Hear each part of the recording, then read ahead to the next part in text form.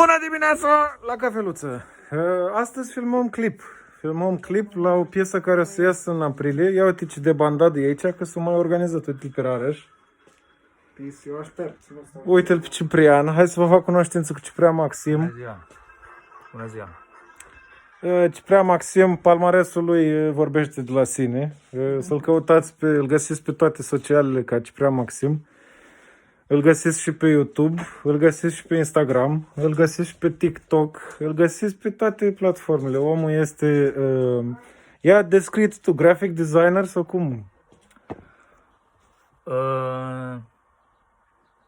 Nu știu.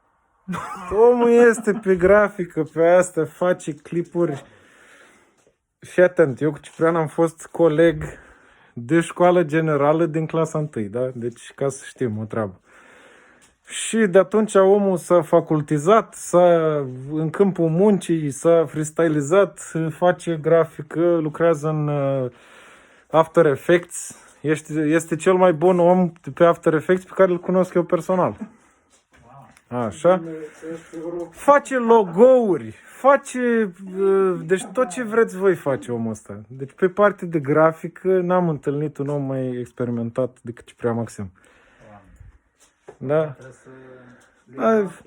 Acum devine și el, se aruncă în piața publică și pune conținut amuzant pe toate platformele sociale. Acum, ca în bold, toți cei care vă uitați la vlogul ăsta, dați-i follow lui Ciprian că n-aveți nimic de pierdut. Aveți doar de câștigat.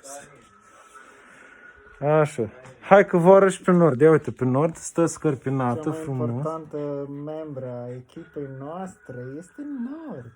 Da. Ea asigură bunăstarea toată echipa, tot timpul. Dacă cineva e stresat, sunt niște pets. Da. Mai puțin stresat. Da, iubito.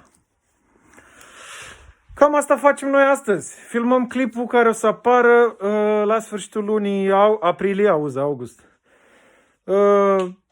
Melodia e gata, totul e gata. Azi filmăm clipul, Ciprian face proiecțiile. Lucrează aici, ia uite, lucrează în After Effects. Și acum randează ultimele momente din proiecție. O să filmăm. Hai să vă arăt un pic și cum filmăm. Și practic avem o cameră, filmăm cu un Sony A7, un Sony A7 care aparține lui Răzvan Chirilă, pe care la fel îl găsiți pe sociale. Așa, și proiectorul e aici de desubt și o să proiectăm pe peretele ăla. Acolo în colț stă personajul și în spate pe peretele alb facem proiecție. Cu testele voastre, by the way, cei care ne-ați trimis teste, testele alea le-am printat și o să le aruncăm în aer și bam, în clip. Răzvan am fost și voi fi și sunt. V-am pupat, să aveți o săptămână minunată. Ciao!